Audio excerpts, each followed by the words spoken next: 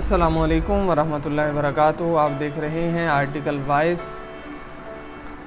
جنوبی پنجاب کے 4 بڑے مدارس نے آرٹس گروپ میٹرک کے رزلٹ کے اندر میدان مار لیا ہے اور عصری اداروں کو ایک آئینہ دکھایا ہے کہ کم وسائل کے ساتھ انہوں نے کتنا بہترین رزلٹ دیا ہے۔ حضرت مولانا محمد رضوان عزیز صاحب عالمی مجلس تحفظ ختم نبوت کے مبلغ ہیں، ان کی ایک تحریر پیش خدمت ہے، بنتے ہیں گوہر کیسے یہ ہم پر چھوڑیے۔ حالیہ عصری امتحانات میں مدارس دینیہ کی کارکردگی پر ایک محبت بھری دعوت فکر۔ عصری امتحانات کے سلسلے میں میٹرک کا رزلٹ آج آؤٹ ہوا، جس سے ملک بھر میں کامیاب اور ناکام طلباء کی خوشی اور غمی کی ملی جلی کیفیت پائی گئی۔ اس منجدھار میں حالات کے سوا نیزے پر دینی تعلیم جاری رکھنے والے مدارس نے وہ کارنامہ سر انجام دیا کہ احباب فکر و دانش انگشت بداں رہ گئے۔ پاکستان کے 70 سال پر محیط نظام مملکت کے جس میں ان مدارس کو لائن سے لگانے کی مذموم کوششیں تسلسل سے جاری رہیں، تمام حکمران باہم ہزار اختلافات کے باوجود اس ایک نقطے پر متفق رہے کہ ان مدارس کو ختم کیا جائے یا کم از کم ان کا اثر و رسوخ معاشرے میں کم کیا جائے۔ لیکن چراغ مصطفی شرار بولہبی سے ہمیشہ بازی لے گیا۔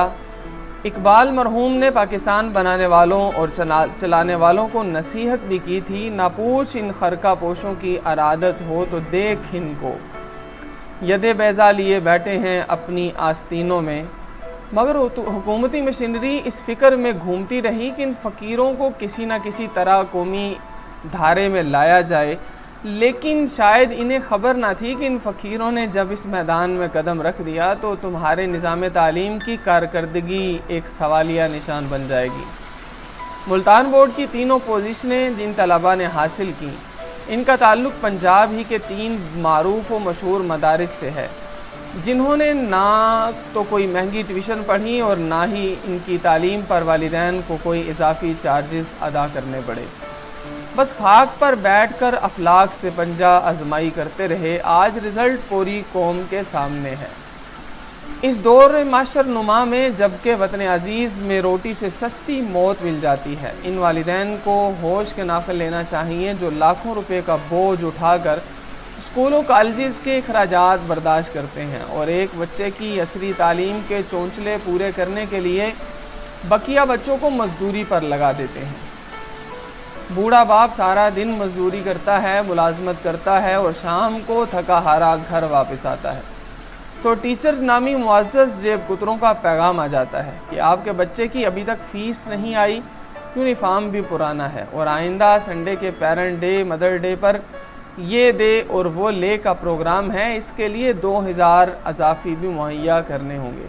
اب ایسی تعلیم جو کاروبار بن چکی ہے وہ پھر علم نہیں دے سکتی بلکہ معلومات سے بھری جہالت دے سکتی ہے۔ مدارس دینیہ نے اپنی اس کارکردگی سے پوری قوم کو دعوت فکر دی ہے کہ مہنگائی کے اس دور میں آپ صرف اپنے گھر کے خرچے پورے کر لو، اپنے بچوں کی تعلیم کا بوجھ ہم پر ڈال دو۔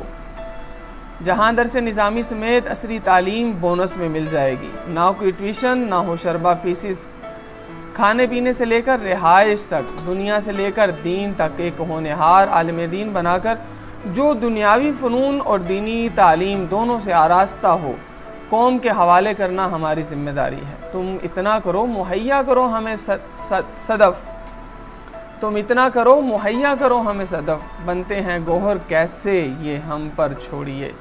نوٹ: آئنسٹائن کے جانشین وزیر سائنس اور ٹیکنالوجی اس خبر کو مخفی رکھا جائے تاکہ ایک مسلمان کو خواہ اذیت نہ پہنچے۔